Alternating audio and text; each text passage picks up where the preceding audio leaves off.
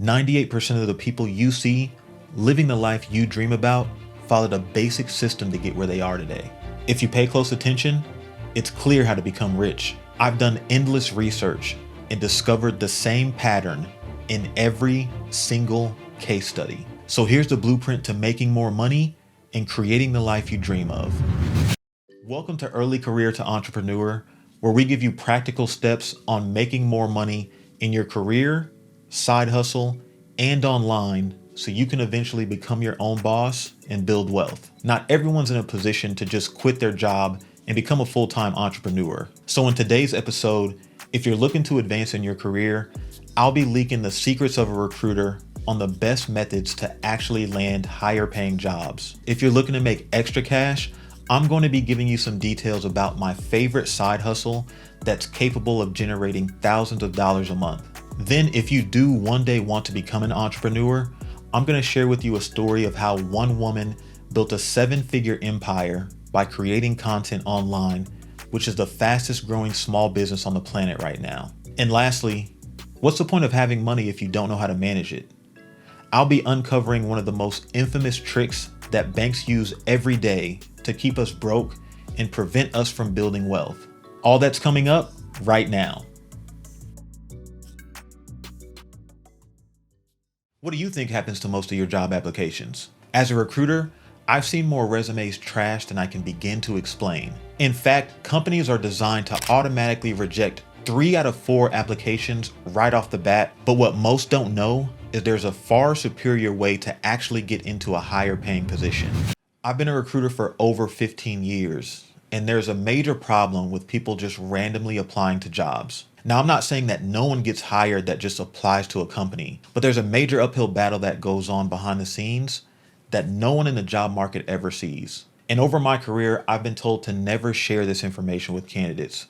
But I've been on endless calls where job seekers are frustrated because they don't know the reason why they're not getting selected. So here's some of the major reasons why applications do not work. The number one and main reason is a 3-letter curse word called ATS, and that stands for Applicant Tracking System. Now, the purpose of this system is to store every person's application that has ever applied to a job, ever. Now, I know that sounds good in theory, but if you've ever gotten an email from a company or a call from a recruiter saying, "Thank you for your interest and we'll keep your information on file," don't get your hopes up. See, a lot of the times, those are templated emails to sugarcoat things to make you feel like you had a positive experience with that company's job application process. But the reality is, most of these applicant tracking systems have hundreds of thousands, if not millions of resumes from past applicants. And the chances of a recruiter backtracking to find a specific resume is slim to none. And what's even more eye-opening is that these systems use AI that are programmed to weed out 75% of applications before they're even seen by a human being. And for job seekers, there's really no getting around this because practically every single company that hires uses an applicant tracking system. But that's not the only hurdle. Let's say you actually make it past the applicant tracking system and you have a recruiter to review your resume. You might think that increases your chances of advancing in the process. Well, let me explain how this works exactly. See, anytime a position is opened, it's assigned to a recruiter who is responsible for finding someone to fill that position. And oftentimes, recruiters are held to quotas where the company judges them on how much time it takes for them to fill that position. And some companies can have goals to fill every position within a 30 or 45-day period. So because of that pressure, recruiters have to move fast. So we don't take a lot of time reviewing applications. In fact, on average, a recruiter spends between 6 to 7 seconds reviewing any singular resume. And in most cases, we're not even reading your resume. We're really only looking for 1 or 2 keywords that makes us think that you're qualified to do the job. So if your resume is not written well, it's almost a guarantee that the recruiter is going to reject your application as soon as they look at it. Now, I have plenty of examples of what not to do on a resume, but the one that I wanted to share has almost a 100% rate of getting rejected, and that's putting your headshot on your resume. Unless you're a model or an actor, your picture has no business on your resume. I can say from personal experience, anytime that I've pulled up a resume with a headshot, I've rejected it instantly. And even data shows that nearly 90% of resumes with a headshot get rejected as soon as a recruiter opens it. So as you can see, the system is broken, and simply applying to a job only gives you a 1 in 10 shot of advancing in the process. Now, before I go over the alternative way of actually landing new jobs, over my career, I've talked to thousands of people who are looking to earn more money at work. So because of that, I've put together a free guide that lists the top 10 highest paying jobs that do not require a college degree. So if you're interested in that, it'll be linked in the show notes below, or you can visit notitribe.com/jobs to download the guide for free. Now, there's an interesting way data shows that 80% of jobs are filled. And the method that statistics prove that has the highest rate of success for landing higher paying jobs is networking through your personal and professional connections. Now, that might seem obvious, but I've talked to tons of job seekers who struggle to find work that are neglecting to take advantage of people in their circle. But what a lot of people don't realize is that networking can come in many different forms. Let's say that your uncle used to work with someone who's friends with the director of an e-commerce company that just announced a hiring ramp. Or you just call a couple of your friends and let them know you're looking for a new job, and one of their companies just opened up a few positions last week. These types of scenarios happen every day, and it gives people an advantage by bypassing the applicant tracking system and bypassing recruiters by referring your resume directly into the hands of a decision maker. And in fact, most jobs are never even posted to public job boards because someone's already lined up for the position as a result of networking. Funny story, I used to work for a company called KBR years and years ago, and they're a government defense contractor based out of Houston, Texas. Now, KBR stands for Kellogg, Brown, and Root, but the running joke was that KBR stood for Kinfolk, Brothers, and Relatives, because that's literally all that they hired. And as funny as that is, there's a ring of truth to it, and it all revolves around networking through your personal and professional connections to land a job. And I've seen a lot of people hired, and in a lot of cases, they're not even the most qualified for the position. And that's the power of networking. Now, if you want to start growing your network so that you have better chances of landing higher paying jobs, there's a few things that you can do right now. And the first one is that if you do not have a profile created on LinkedIn, you need one. Now, LinkedIn is the largest professional networking platform in the world, and they have about 60 million employers that use the platform to connect with potential candidates for current as well as future job openings. Not only can you use LinkedIn to connect with companies and hiring managers, but recruiters also use this tool every day to reach out to people about open jobs. Another way that you can grow your network fast is by joining online or local networking groups. And one great resource for that is meetup.com. And meetup.com specializes in connecting professionals with similar interests across many different industries, and they regularly host seminars, workshops, and different events that can help you grow your network. Another good way to help you actually land a new job is to join up with a recruiting agency. And if you've never heard of or worked with an agency before, really how it works is they're a middleman that helps a company fill their positions. A lot of the times, if a company is struggling to hire someone with a certain background, whether it be in healthcare, finance, technology, they'll reach out to these recruiting agencies to help them hire. The reason why this is a good way to expand your network is that recruiting agencies only get paid once they fill that company's positions. So they are incentivized to help you be successful in every step of the way. So generally they can give you insight about the interview process and prepare you for what to expect. Now, if you are really looking to increase your income, as a recruiter, I can attest to the fact that if you work for a technology related company, you're typically going to get paid more regardless of the position that you work in. But especially if you work in IT or software engineering or something similar, these are the highest paying jobs that are in the market now. And the absolute best way from my experience to grow your network and actually break into six-figure jobs is going through an online certification program. And the reason why I say that is these programs partner directly with companies to learn about the jobs that they do. Then they turn around and build courses that give people hands-on training on the specific jobs that these companies hire for. And then once a student gets certified, the company will turn around and hire them directly after course completion because they already know how to do the job. And not only do these programs get you certified, they can also help you write your resume. They provide interview coaching, and they give you continued job placement assistance just for being a part of their community. I've personally created offers for these students that have doubled their income.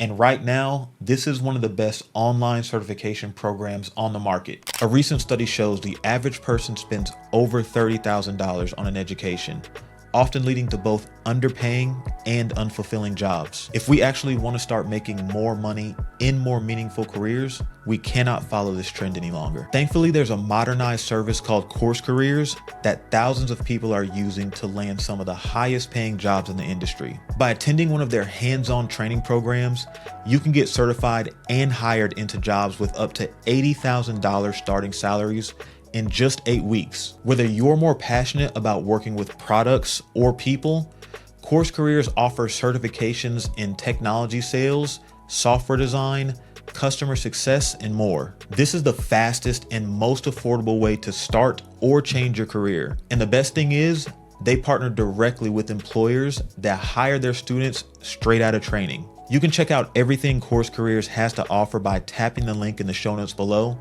and get $50 off of your program by using code JustNotified50. You don't want to miss out, so sign up and start your path to a higher paying job today. Now, one of the biggest success stories in my career is when I worked with a student that was sent to me through this program. His name was Alvin, and I remember looking at his resume and thinking he doesn't really fit the job that we have open. But because of the program recommendation, we went ahead and put him through the interview process. And I remember in my first call with Alvin, he mentioned that he was making $52,000 in his customer service / technical support role. Over the next couple of weeks, Alvin met with 2 of the team members and 1 of the senior managers. And I remember it like it was yesterday. I had gotten an email from the hiring manager that said they wanted me to create an offer for Alvin with a base salary of $87,500 plus a 10% annual bonus. He was making $52,000 before. He had nearly doubled his income, and he was knocking on the door of a 6-figure salary. Now, this was over a year ago, so there's no doubt in my mind that Alvin's making over $100,000 right now. Now, this is just one of the many examples that I have from my time in recruiting, but it shows that merely applying to jobs just doesn't work.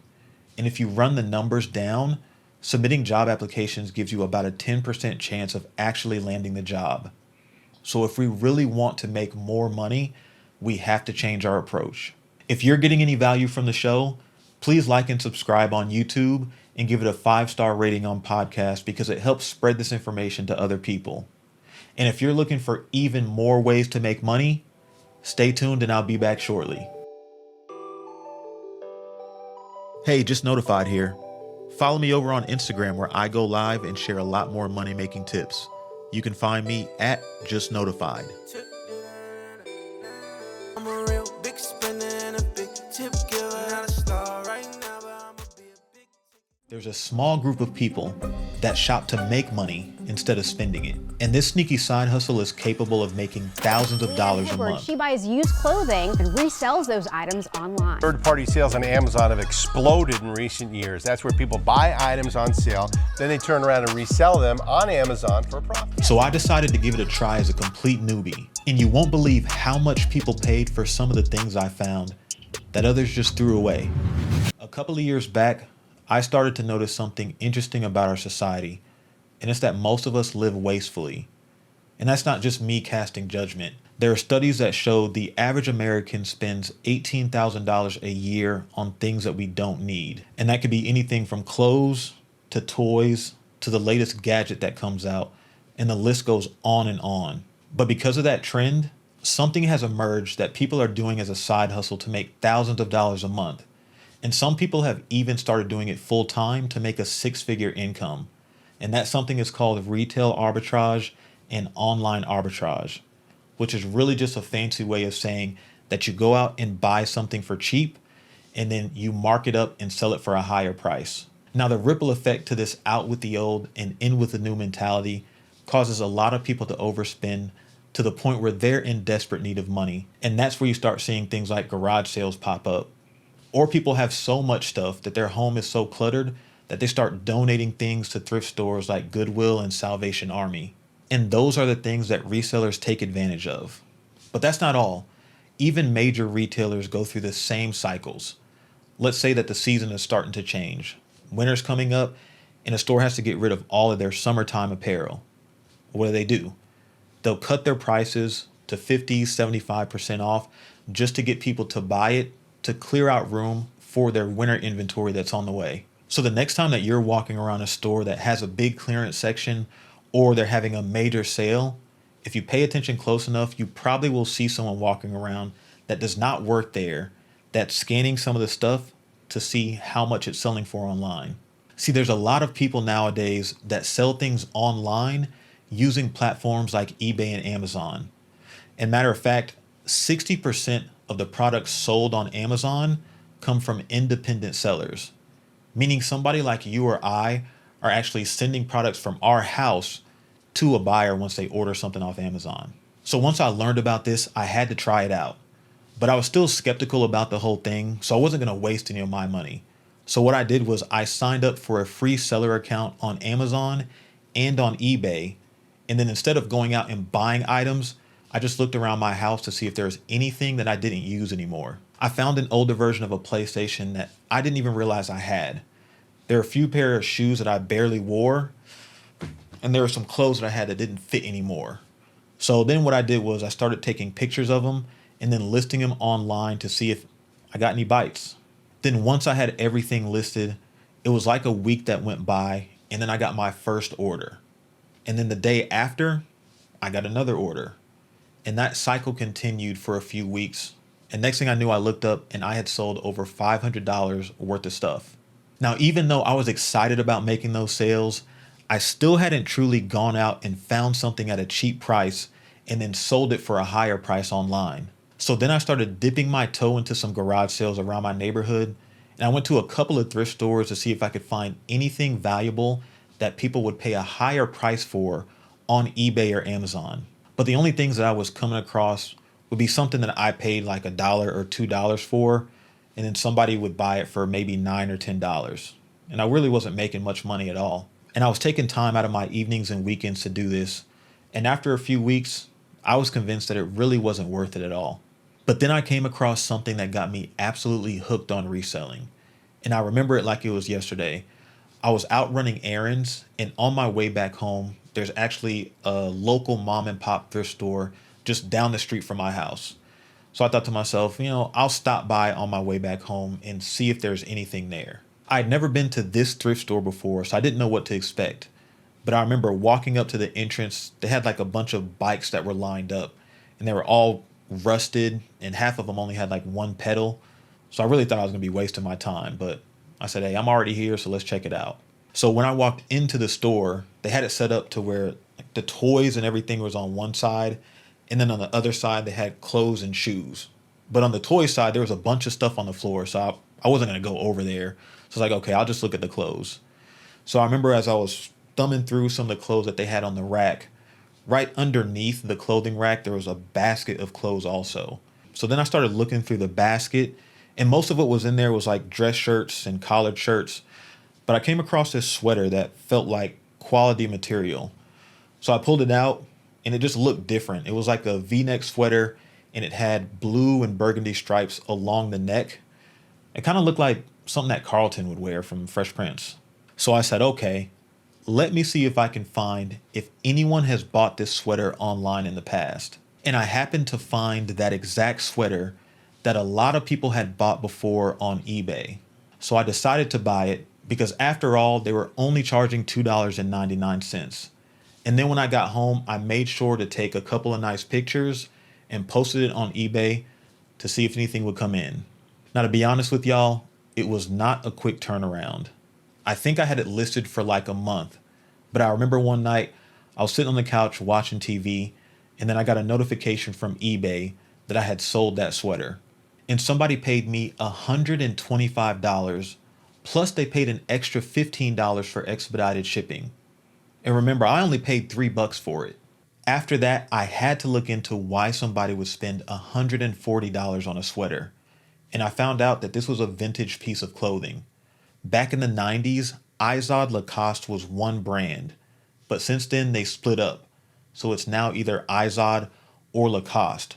But this sweater was an extremely rare luxury piece of clothing.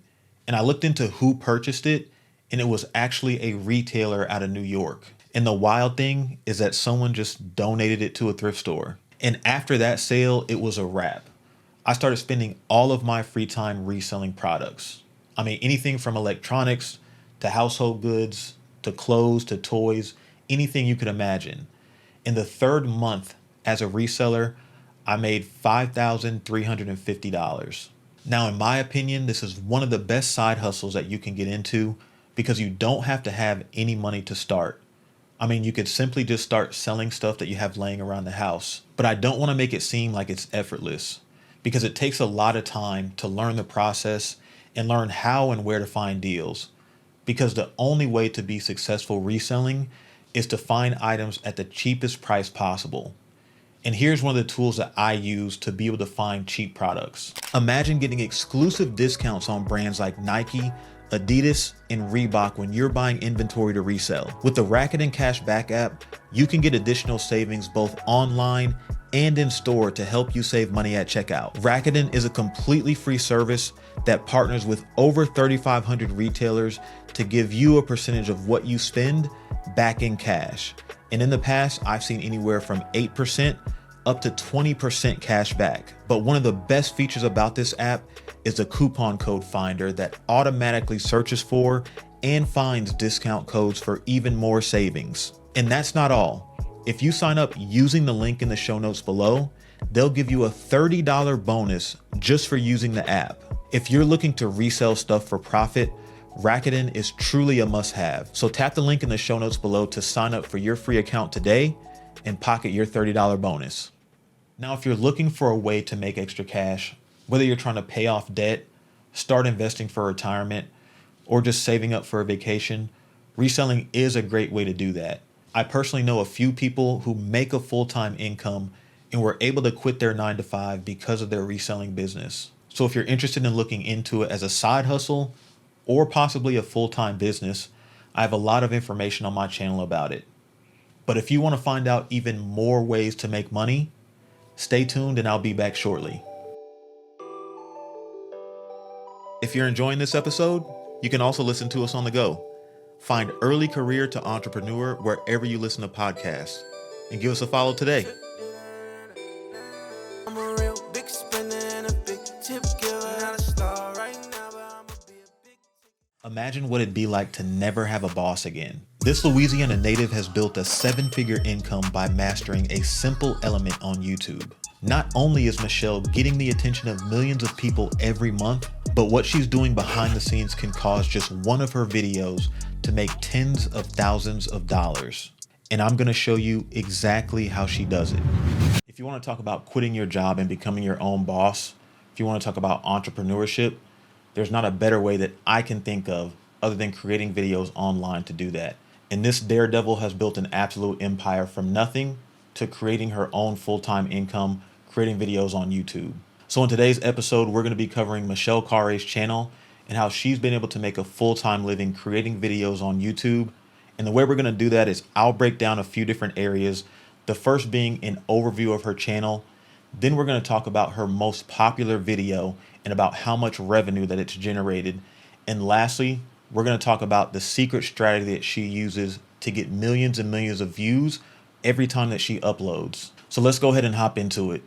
Michelle has built over 4 million subscribers, and to date, she generated over 500 million views on her content. Now, if you look at the history of the channel, she's been on YouTube for 7 years and has uploaded over 200 videos. And this is the natural progression of any YouTube creator that starts. Your first work is not going to be your best work. And if you look at her very first video compared to her more recent work, you'll see exactly what I'm talking about. Let's take a peek. Hello and welcome to my YouTube channel. My arms look like they're 6 feet long. From the time of Michelle's first upload until now, she has mastered the craft of being able to capture attention and get people to view her videos. And she's doing something very specific to attract viewers and get massive views on every video she uploads. But I'll show you her trick later on. But the next thing I wanted to explain is exactly how creators are paid on YouTube, because not a lot of people understand it. And the big misconception is you can just start creating videos and you're going to start earning checks from ad revenue. That couldn't be further from the truth, because there's really two main factors that every creator has to meet before you can start collecting ad revenue on your videos. The first is you have to have at least 1,000 subscribers. And secondly, you have to have at least 4,000 watch hours across your entire channel before you're eligible to receive ad revenue from YouTube. See, the way YouTubers are paid is based off of a dollar figure that they get per 1,000 views across their channel. But the complicated thing is there's no two creators that get paid the exact same amount of money. And the reason why is there's a number of factors that go into influencing that dollar figure. Now, through extensive research, I've broken down the 4 main factors that influence the dollar figure that a creator is paid. And starting at the very top is the topic or category that their videos or their channel is about. Next is a demographic, which can be the age group or the gender that typically consumes the content. Next is the location. If most of your viewers are based in the United States versus, let's say, India, that will heavily influence the dollar figure that you receive. And lastly is the length of the video. The longer your video is, the more ad breaks will play, which will increase the dollar amount that you receive off of that content. So with all that said, what's the dollar amount that Michelle's channel receives per 1,000 views for her videos? And to determine that, I'm using a study that was conducted analyzing over 40 YouTubers' channels to come up with an average dollar figure per category or topic of the channel. Now we need to determine what category that Michelle's channel falls under, and I do have a bit of a cheat tool for me to do so. It's a software plugin from vidIQ that analyzes the behind the scenes of creators' channels, and I'll tell you a little bit more about the software later. But what that tells me is that Michelle's channel falls under the category of entertainment. So now let's go back to Michelle's channel and stack rank her most viewed videos. And looking at her page, her most popular video is titled "I Tried Marine Boot Camp." And it's gotten millions and millions of views to date. Now there's a reason why this specific video took off for her. And if it's not obvious to you, I'll give you a couple of tips. If you're listening on podcast, I have the thumbnail pulled up, which is the image that you see before you click into the video. And what Michelle's done here is genius. It's really just a picture of her standing in a military uniform with a blank look on her face, and then a drill sergeant standing in front of her yelling. It's an extremely simple concept, but it immediately grabs your attention and almost forces you to look down at the title. And then the title plays off of the thumbnail by saying, "I tried Marine Boot Camp." Now there's a couple of things that this does. Number one, it implies that she's not a Marine. And then number two, the word tried really opens the door to the possibility that she fails. But there's only one way to find out, which is watch the video. Another detail worth mentioning is that this video is 23 minutes and 28 seconds long. And as we already discussed, the longer the video, the more ad breaks, which equals more money. Looking at the average dollar figure for someone in entertainment, it's $2.74 per 1,000 views. And you might be thinking to yourself, well, that's not much money at all. But her most popular video got 17 million views. Now, based off the data from this one video, her channel would make an estimated $46,580. If the number is half wrong, it's still $23,000 off of one video. How much was your last paycheck? I'm just saying, she has been able to create a business for herself where she's doing what she loves and she's making a living off of it, getting paid way more than what she would working a traditional job. And if you recall, I mentioned she has over 500 million views on her channel. I'll let you do the math, but it gets scary at that point. But with all these figures that we ran through, the most shocking thing is that for most YouTubers, the money they receive from ad revenue usually represents the least amount of money that they make in total. See, I've done a lot of research on how exactly YouTubers get paid. And what I found is that there are 7 most common ways that people make money off of creating videos. And if you'd like to know more about what that is, I've put together a free ebook that you can download instantly that details out all the different ways that YouTubers get paid. And a lot of these strategies can start making you money even before you reach 1,000 subscribers and 4,000 watch hours. So if you want to check that out, it'll be linked in the show notes below, or you can visit notitribe.com/YouTube. Now, from the methods that I break down in this ebook, it's not out of the question for a creator to receive anywhere from $1,000 to $5,000 to $20,000 or $50,000 a month once you put them to work. But you still have to understand how to get views on your content. Because after all, if you're not getting clicks, you're not getting checks. So one of the things that I wanted to share with you is a tool that I've been using to quote unquote spy on other YouTubers. But not only is it good for that, it is also the #1 tool that helps creators both grow their channels and grow their earnings. So check this out. In recent years, content creators have earned over $100 billion, and YouTube is arguably the highest paying social platform on the market. If you're looking to make more money, creating content online is something you need to look into. But even though YouTube is a gold mine, it can be hard to make money without learning the art of getting people to click on your videos. Thankfully, we have vidIQ, which is the #1 YouTube educator that teaches the exact methods of how to get views so you can start making money fast. They offer personalized coaching and advice, whether you're just getting started or if you've been creating for years. vidIQ also helps by providing you with trending video ideas so you can get more views, and they offer the best analytics so that you can track your performance. Millions of people are using vidIQ to grow their audience and their income, including some of the top creators. If you're ready to start making money online, sign up to vidIQ for free by heading over to vidiq.com/justnotified or tapping the link in the show notes below. Again, that's vidiq.com/justnotified. So with that, I'm going to give you a crash course on exactly what Michelle is doing to get millions of views that you can learn from to do the same. The example that I'm going to use is a video that she posted that got 3.1 million views, and it's titled, "I ran a marathon in the hottest place on earth." Now, what a lot of people don't understand is there's some psychology behind what gets a viewer to click on a video. And one of the most important details is the thumbnail or the image that is seen before somebody clicks on your content. If you've never heard of the rule of 3 before, it's really just a rule of thumb that you can follow to keep your thumbnails simple. Now, if you see on this thumbnail, Michelle has a picture of herself, a background of a desert, and then text saying 130 degrees. That's 3 objects. Now, what's the reason for this? A recent study shows that the average attention span of a human nowadays is 8 seconds. And I would even argue when someone's on social media scrolling through their feed, it's even less than that. So ideally, what you want to do with your thumbnails is create something simple that grabs attention, that's not cluttered with text or multiple objects, that will take somebody a long time to dissect to understand the meaning. Now, the next tip that we can take from Michelle's strategy is her title. See, the thumbnail is merely created to grab your attention for long enough to look at the title, and the title is meant to hook you to click on the video. Now, how does she do it? The title reads, "I ran a marathon in the hottest place on earth." Now, there's a lot of stakes to that.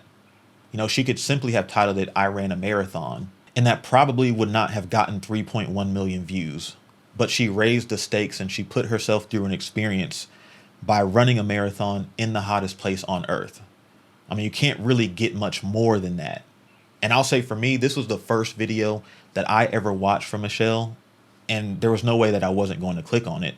I had to learn what was going to happen to her, what struggles that she was going to face. I'm not gonna lie, I watched the video like 4 times since then. It's that good. And the last thing that I wanted to cover about her strategy is probably one of the most common mistakes that I see in new YouTubers, and that's the intro. See, one of the hardest realizations for new YouTubers or someone who's looking to grow their channel is that nobody cares about you. And I don't mean that to be harsh, but a lot of the times when I click on someone's video and the intro starts with them saying, "Hey, my name is Jake. I was born in Little Rock, Arkansas. I like long walks on the beach and large bowls of ice cream." That's one of the biggest mistakes that you can make, because whoever clicked on that video is expecting something, And if you give them something other than what they expect, generally that person will leave your video, and that can impact your performance on that video. So how exactly does Michelle Khare do it? Let's take a look at her intro for I Ran a Marathon in the Hottest Place on Earth. This is Death Valley, the hottest place on Earth. The hottest recorded temperature anywhere on the planet.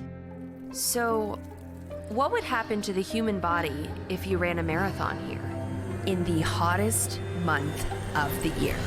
I mean, that is an absolute masterpiece because it immediately delivers the value that the viewer expected when they clicked on the video. These are a few of the most important strategies that Michelle uses to get millions and millions of views on her videos. But I will say the one thing about YouTube is you have to put in the work to learn the art and put in the reps to get better and better over time. Michelle's been on the platform for 7 years now. She's uploaded over 200 pieces of content, and I would argue with every video she gets better, and the same can happen for you if you just stick with it. So if you are looking for a way to escape the 9 to 5, to slap your boss in the face and say, I quit, I'm playing, don't do that. But if you want to quit your job and start something on your own that's doing what you love and making a living from that, YouTube is absolutely the best place to start. If you've gotten any value out of this episode, like and subscribe on YouTube and leave a 5-star rating on podcasts, because not only does it help me more than you could imagine, it also helps this content to reach other people that could use this information. But if you want to learn about even more ways to make money, stay tuned and I'll be back shortly. NOTI Tribe merch is finally available. Make a statement and grab your exclusive NOTI Tribe merch today by tapping the link in the show notes below. I'm a real big spender and a big tip giver. Not a star right now, but I'ma be a big. You've probably fallen for this trick before. With Quicksilver from Capital One, you're earning unlimited 1.5% cash back on Banks make every it seem like they're here to help us. But here's the reality. Americans have set a new record for credit card debt. Total balances have topped $1 trillion. I've studied the ins and outs of how these institutions scam us into staying broke. And what I'm going to show you goes a lot deeper than you think. One of the things that I had to sit back and realize is that banks are in the business of making money, not losing it. And they make a lot of money. The FDIC shows that across 4,200 banks, that they brought in nearly $300 billion just a couple years back. And the sad thing is that you and I are the ones who are paying them. And most of us don't even realize it. See, one of the main ways that banks make money is by charging interest to people who borrow money from them. And this can come in the form of many different loans. Anything from cars to personal loans to business or mortgage and credit cards. Now, obviously, banks don't just come up to us and tell us, hey, anytime you borrow money from us, we own you. It just doesn't happen that way. Imagine you're at dinner with a group of friends and you forget your wallet. So you turn to your buddy and ask if they can spot you $30 to cover the tab.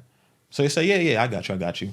Then they pull out a calculator and say, for each day it takes until you pay me back, I'm going to charge you 57 cents.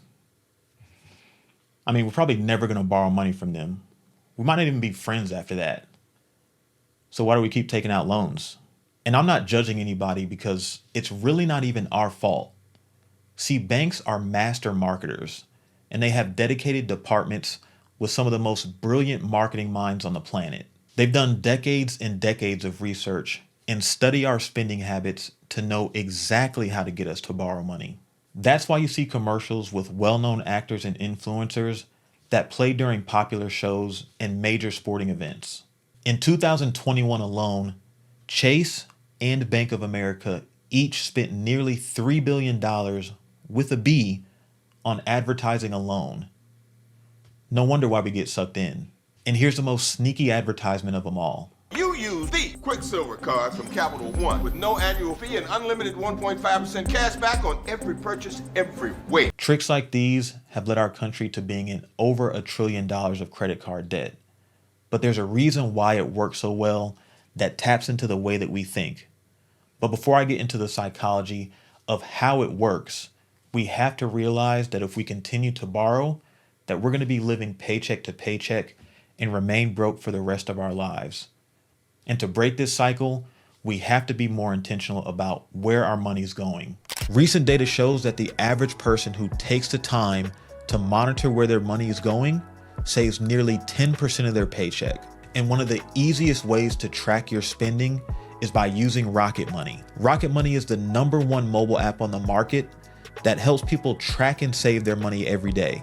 This service easily connects to your bank and creates a personalized plan to keep more money in your pocket each month. One of the best features is their unique concierge team that finds and cancels unwanted subscriptions for you, and they negotiate bills on your behalf to get you the best rates possible. Whether you're looking to save money to pay off debt, invest for the future, or finally take that much needed vacation, Rocket Money can help you achieve your goals. You can check out everything that Rocket Money has to offer by tapping the link in the show notes below. Don't delay your financial peace any longer.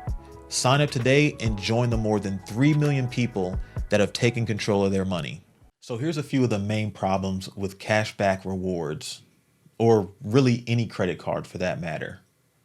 There was a study done by the Federal Reserve Bank of Boston showing that on average, people spend 160% more when they're using a credit card versus when they use cash.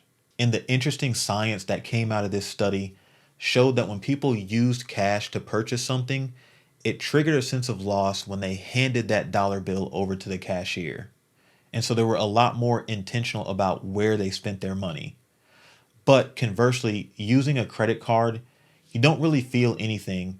And as a matter of fact, the money doesn't even come out of your checking account immediately. You don't really realize how much you spent until the end of the month when you do have to pay your credit card balance.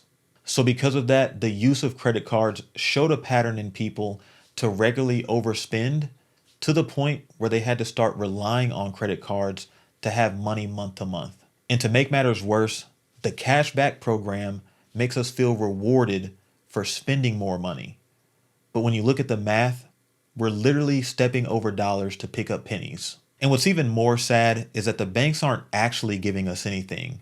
They're just giving us back some of the money that they stole from us. And I can't even really say stole because we signed up for these programs. You see, remember earlier when I mentioned how banks make money? And it's off of the interest that they charge people for borrowing from them. The average interest of a credit card nowadays is about 23%. And the average cash back, and I'm being generous, is around 2%. So to run through a quick example of how the math works, let's say that you signed up for a cashback rewards card and instantly went out and spent $6,000 on that card. If you were to do that, the math would break down to where you receive 2% cash back or $120. Now let's say that you never spent another dime on that card from that $6,000 balance, and you started paying the minimum payments, and it took you 3 years to pay off that $6,000. After it's all said and done, you would end up paying the bank $2,361 in interest over that 3-year period. Now, I don't know about you, but to me, the math ain't mathin'. And maybe you're somebody who pays off your full balance every month, so you don't see a problem with cashback rewards. But in my personal opinion, there's still a few problems with it. Number one, like I said before, typically you're going to overspend just because, number one, you're using a credit card, and number two, in the back of your mind, you are getting cash back for it. The second thing is that you can't really tell the future. And so if you're using credit cards and you live paycheck to paycheck, let's say you lose your job or your car breaks down or your AC goes out, then at some point they're going to get you with paying interest. So at the end of the day, you would lose that game anyway. And one of the biggest problems that I see with it is even if you were to pay your full balance every month and you received cash back, a portion of that cash back is actually going to come from someone else getting screwed over who's paying the minimum balance on theirs and is paying 20-something% interest. So in my mind, it's a lose-lose. And ultimately, like I said, banks aren't here to help anyone. I think it's the other way around. I've actually seen a lot more people hurt by using these banks' debt products than helped. But it's never too late to turn things around. So if you've been in an endless cycle of credit card debt or living paycheck to paycheck, I've actually put together a free ebook that gives 7 practical steps that has been proven to help people get out of debt and start building wealth. So if you're looking to start paying off debt, or you want to start your journey toward financial freedom, I'll link the guide in the show notes below, or you can visit notitribe.com/rich to download your free copy. Now, if you've gotten any value from this show, feel free to like and subscribe wherever you're watching or listening. And as always, if you're looking for even more ways to make or manage your money, stay tuned and I'll be back before you know it. I've been on